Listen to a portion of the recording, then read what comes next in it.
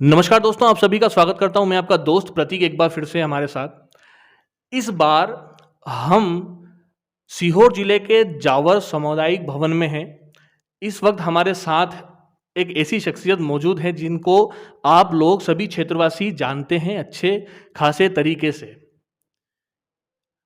हमारे बीच में डॉक्टर साहब हैं, ये मेडिकल ऑफिसर हैं यहाँ पर और इनका नाम है डॉक्टर अमित माथुर जी। इनके बारे में बताना चाहूँगा कि ये कोरोना की जंग लड़कर एक बार फिर से हमारे बीच में मौजूद हैं। दूसरी बार ये कोरोना से संक्रमित हुए, इस बार उनका पूरा परिवार चपेट में आ गया। लेकिन फिर से ये चार्ज लेकर जनता की भलाई के लिए, जनता की सेवा के लिए एक बार फिर से अस्पताल में मौजूद इन्होंने ज्वाइन किया है। और पिछले कुछ समय से देखने में आ रहा था कि दोनों इंचार्ज, हमारे दोनों जो ऑफिसर्स हैं यहाँ पर कोरोना से पीड़ित थे, संक्रमित थे। तो लोग सोच रहे थे जावर में के आसपास के क्षेत्र के लोग के अब हमारा क्या होगा, कौन देखने वाला है। लेकिन फिर से हमारे बीच में मौजूद एक बार फिर से चार्ज लेकर हम इनसे जानेंगे कि किस तरह की तैयारियां, किस तरह का माहौल जावर के आसपास के क्षेत्र में है। कुछ बातें इनसे हो जाए। आइए हमारे साथ। सर, बहुत बहुत स्वागत है आपका। धन्यवाद। सर, आप बताएं कि अभी आप कोरोना से लड़कर फिर से तैयार हैं जावर को संभालने के लिए।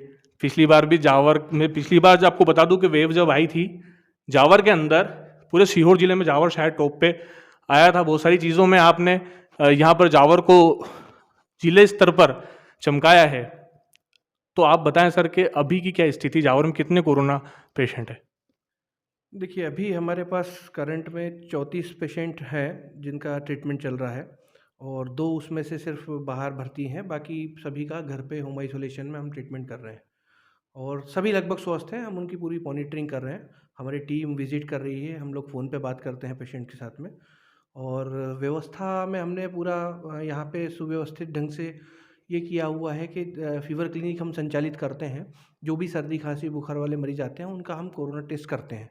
चाहे वो आरटी-पीसीआर हो, चाहे वो रैपिड एंटीजन, दोनों माध्यम से हम लोग टेस्ट कर रहे हैं और अगर उस पॉज़िटिव निकलता है तो उसके हम वाइटल्स वगैरह देख के, अगर उसका सिचुएशन वगैरह ठीक है और उसकी कंडीशन अच्छी है, तो हम उसका घर पर ही रख के उसका ट्रीटमेंट करते हैं। यहाँ से हम पूरी दवाएँ उसको उपलब्ध कराते हैं और मेरा मानना है कि 95% लोग लगभग उनको घर पे ही ठीक हो जाते हैं और कोई उनको ज़रूरत नहीं पड़ती।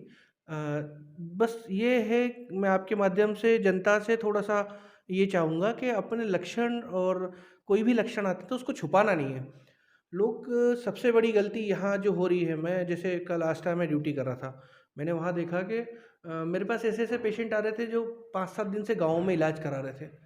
कोई झोला छाप से या कोई आरएमपी से, किसी से भी, बंगाली डॉक्टर, पता नहीं क्या-क्या नीम हकीम से इलाज करा रहे थे वो लोग और उसके बाद वो लोग इतनी बुरी स्थिति में मेरे पास आ रहे थे कि उस वक़्त हमारे पास करने के लिए कुछ नहीं बचता है। मेरे तो क्या मतलब, यहाँ छोटी जगह पे इतना बड़ा अस्पताल है, उसके अलावा भी आप बाहर भी चले जाएँगे, हमीदिया चले जाएँगे या एमवाय चले जाएँगे, वो लोग भी क्या कर पाएँगे जब आपके फेफड़े काम करना बंद कर दिए हैं, फेफड़ों में इतना संक्रमण हो गया है।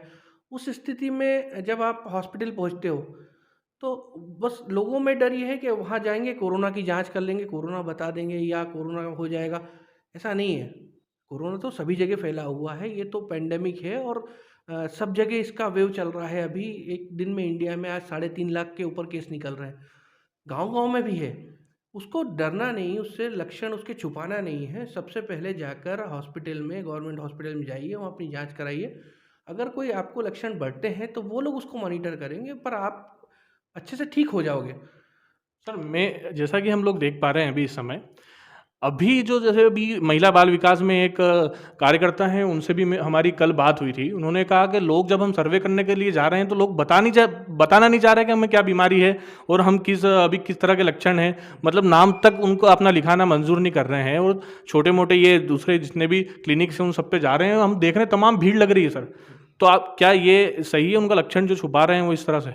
नहीं, ये सबसे बड़ी गलती है, जो लोग कर रहे हैं। और मैंने भी वो वीडियोज़ जो आप बात कर रहे हैं, वो कुछ वीडियोज़ मैंने भी देखे थे, मेरे पास भी आए थे। हमारी टीम भी गई थी, उनके साथ भी कुछ लोगों ने बदतमीज़ी की। ख़ैर उनका वो उनकी भावना होगी कि उन्होंने बदतमीज़ी की, हमें तो अच्छे से काम करना है।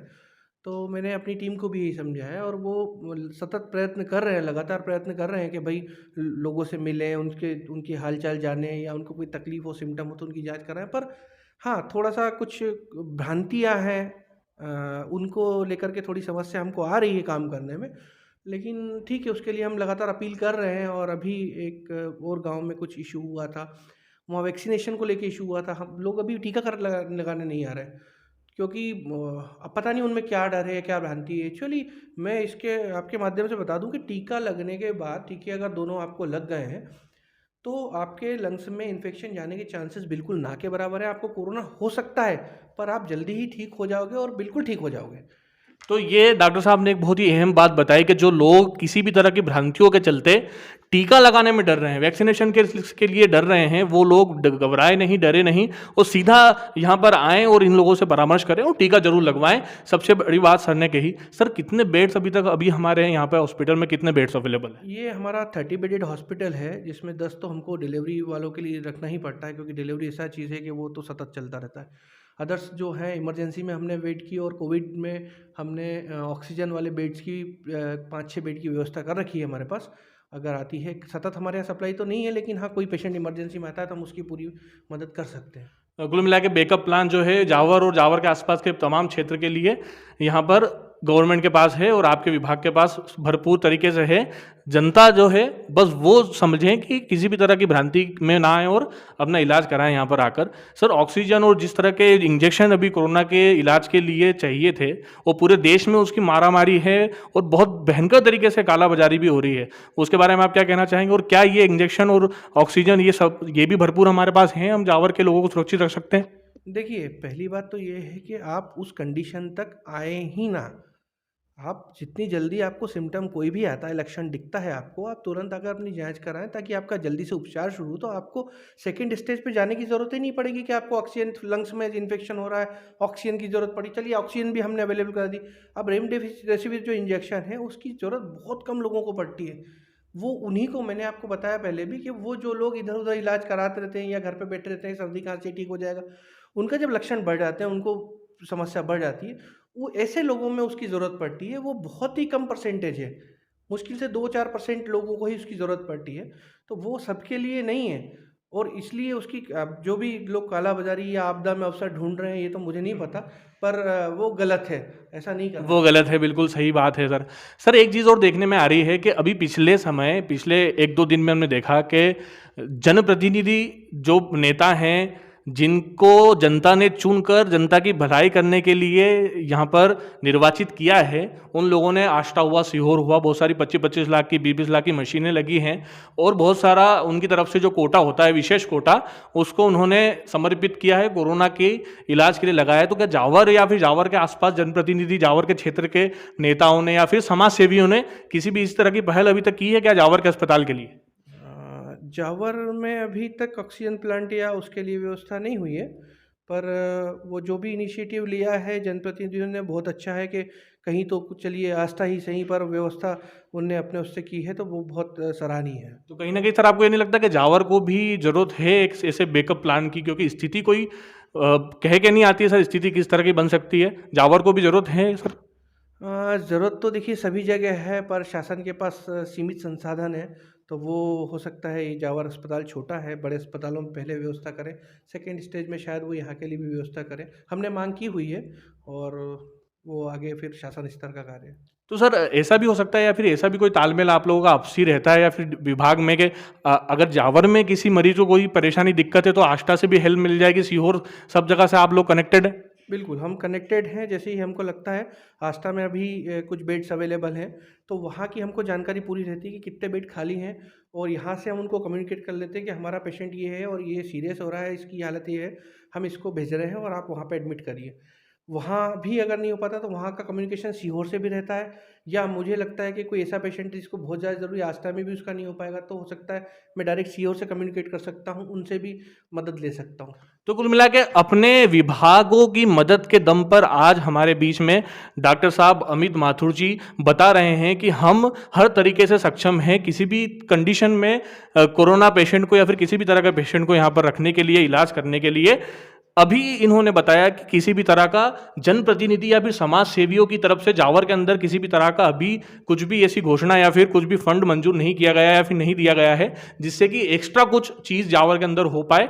या तो इसी बात को हम बताना चाहेंगे कि जावर, हम भी उम्मीद करते हैं कि जावर के जो बड़े बड़े हमारे समाज सेवी भी हैं, नेता लोग भी हैं, हम चाहते हैं या किसी तरह से हम पूरा विश्वास है कि जब आपदा आएगी तो वो आगे आएंगे। सिर्फ ये जो मुहावरा है, ये जो लोग बोलते हैं कि जावर की नेतागिरी जो है सिर्फ जावर जोड़ तक सीमित नहीं रह पाएगी। हम जानते हैं, हमें भरोसा है कि कुछ अच्छा जावर के लोग करेंगे। कभी ऐसी स्थिति बन पाई तो सर घर में बैठकर क्या किया जाए? अभी ये स्थिति है कि अगर आप बोल रहे हैं कि स्थिति को इतनी बढ़ने ना दिया जाए, जो भी लोग स्वस्थ हैं घर के लिए कुछ आप उपाय बता सकते हैं, नुस्खे कुछ पीना हो, खाना हो? देखिए, घर पे रहकर स्वच्छ अच्छा खाना खाएं और चाहे तो कुछ भाप वगैरह ले सकते हैं। लेकिन और बाकी नुस्खे सभी को पता है, आज सभी सोशल मीडिया पे, व्हाट्सएप पे या फेसबुक पे सब यही चल रहा है, एक ही चीज़ चल रहा है, नुस्खे सबको पता है। हमारा बस ये है कि आप रहें घर में, पहली चीज़ घर में रहें। और दूसरी चीज़ कि अगर कोई भी लक्षण आए तो सबसे पहले आके अपनी जांच कराएं, डॉक्टर से मिलें, दिखाएं या हमारे स्वास्थ्य विभाग को अलर्ट करें। हम जाकर जांच कर लें। हम घर पे भी जांच कर रहे हैं, हमारे लोग जाकर, और हमारा टेक्नीशियन और हमारा एमएमई टीम जाकर घर पे भी लोगों की जांच कर रही है। तो अगर हमें पता चल जाए तो हम जाके जांच कर लेंगे, उसमें कोई इशू नहीं कि आपको यहाँ आना पड़ेगा। कोई गाँव से है, दूर गाँव से नहीं आ सकता, हम पहुँच जाएंगे उस तक, लेकिन वो बताए हमको। ये सबसे ज़्यादा ज़रूरी है। बिल्कुल बिल्कुल सर, जैसा कि सर ने बताया कि सबसे पहला काम करना है कि घर में ही रहना है, घर से बाहर ना निकले, ज़्यादा ज़रूरत ना हो, कुछ भी किसी भी तरह की इमरजेंसी ना हो, उससे पहले घर से बाहर ना निकले। और दूसरी बात, आप सभी लोग देख ही रहे हैं सोशल मीडिया पे किसी तरह से नुस्खे, दवाइयाँ, दुनियादारी सब उपलब्ध हैं, वहाँ पर देखिए, जो भी प्रबंध कर सकते हैं करिए, लेकिन ऐसी नौबत ना आए कि हमको अस्पताल तक जाना पड़े। और सर ने जिस तरह से बताया कि भ्रांतियों में ना आए, अपने आप को अच्छी जगह, अच्छे लोगों के साथ और अच्छे डॉक्टर्स को दिखाएं, परामर्श लें और अपने आप को स्वस्थ बनाए रखें। अभी तक हमारे साथ बात करने के लिए सर आपका बहुत बहुत धन्यवाद। आप इसी तरह से जावर को सुरक्षित रखकर हमें सब इसी तरह से विश्वास दिलाते रहें, और हमारा विश्वास, हम पूरे क्षेत्र का विश्वास आप पर तो शुरू से बना हुआ ही है। बहुत बहुत धन्यवाद सर हमें बात करने के लिए। अभी तक की पेशकश में इतना ही, फिर आपको मिलाएंगे किसी और ऐसे डिपार्टमेंट के व्यक्ति से जो कि कोरोना में फाइटर की भूमिका भी निभा रहे हैं। अभी तक के लिए इतना ही, बने रहिए हमारे साथ। कैमरामैन अशरफ के साथ प्रतीक भावसार।